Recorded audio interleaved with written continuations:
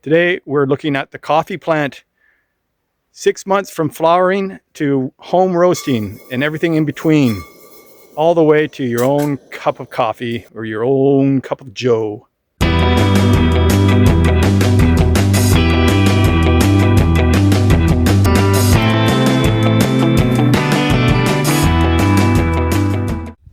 This species of coffee plant is the Arabica, and these flowers are self-pollinating. Well, that doesn't mean pollinators aren't helpful. Plants visited by pollinating insects are more productive than ones that are not.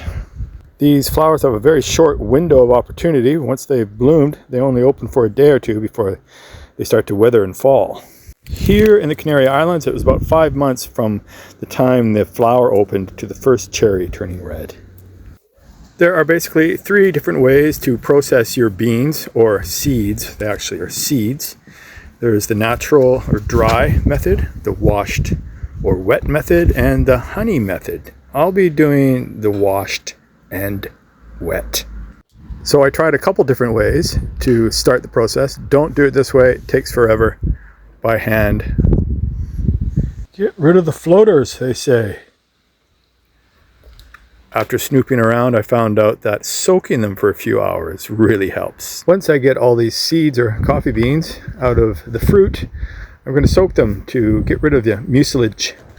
The mucilage is that thin layer between the bean or seed and the meat of the fruit. By soaking in water, you allow a fermentation to start taking place. This is after the first day. Look at all those bubbles, signs of fermentation. I rinse and add new water every day. And at first they still feel slimy when you grind them together. And as they get rid of the mucilage, you'll notice much more abrasive when you do that. So why get rid of the mucilage?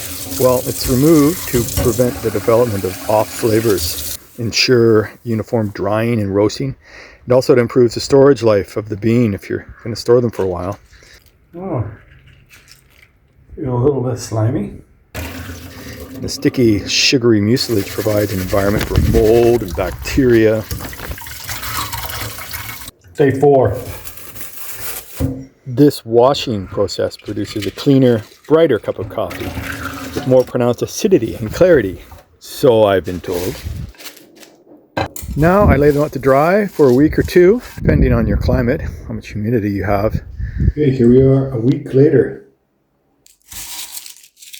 If you think we are ready to roast at this stage, then you are exactly like me. That's what I thought too. Actually, there's still some what they call parchment covering the green bean. Here's the bean. There's the parchment.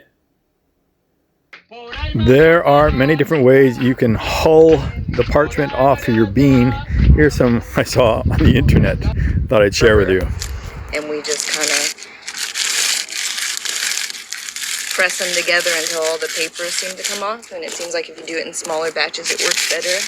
So we're doing a very little amount at a time, and basically just pouring it right here onto the paddle. That's why we're on the sidewalk, by the way. Voila! This takes about 6 passes. These really macho farmers can sit there with their hands and just go like this. But I have always found Just roll it. Okay. I've never done that. That's great. It works pretty well. Almost like a charm. You have to whiz the beans hard enough and long enough to flail off all of that parchment. I got inspired and had a great idea.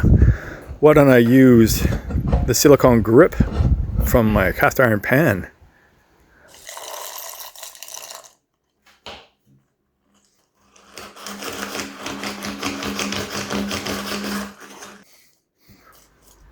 Worked relatively well, but still too slow. Green coffee beans. Parchment. This was my preferred method in the end, the mortar and pestle. But of course, this is all just for 1 cup of coffee I'm trying to make. If you have bigger production, which is very easy to do, you're going to need to get into some machinery.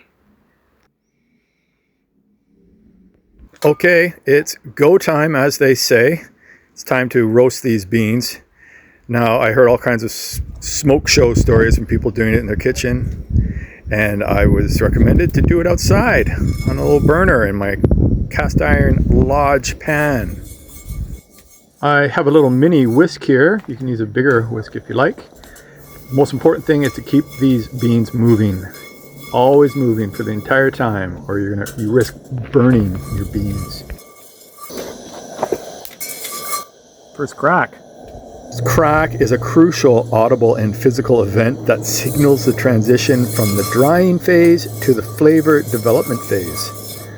This happens around 196 to 205 degrees Celsius, or 385 to 401 Fahrenheit. This is when much of the papery silver skin or chaff that's on the green bean sheds off. Sugars start to caramelize, and aroma and flavor start to develop. Finishing soon after the first crack, you have a lighter roast, bright and acidic and fruity flavors. If you continue longer to the second crack, medium to dark roast, fuller body and balanced acidity, notes of caramel, chocolate, and smoke. 20 minutes. The other big one is that if you have a breeze, then all the silver skin from the bean or the chaff gets blown away. The winnowing is all done for you. Okay, that's half an hour. So I took the beans off the heat immediately, laid it out on some granite, and when it cooled off, I put it in this jar. Here are my roasted coffee beans. Big moment, big day. Let's get these beans ground and ready for the coffee maker. And there, if you give it a little shake, you can see some of the chaff, but that's not bad, barely any. Now, be careful with your grind. If you do it too fine for a little coffee maker like this, it can clog. Not too fine, not too coarse. Ta-da!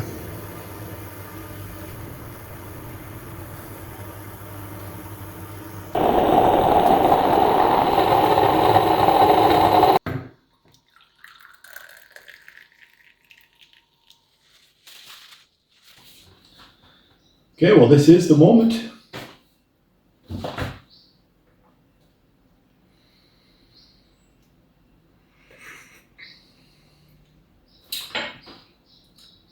Actually, much better than I had expected.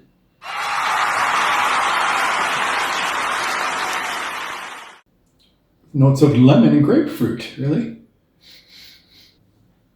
Definitely citrusy. Try it with a little milk. Very nice indeed. Garden on.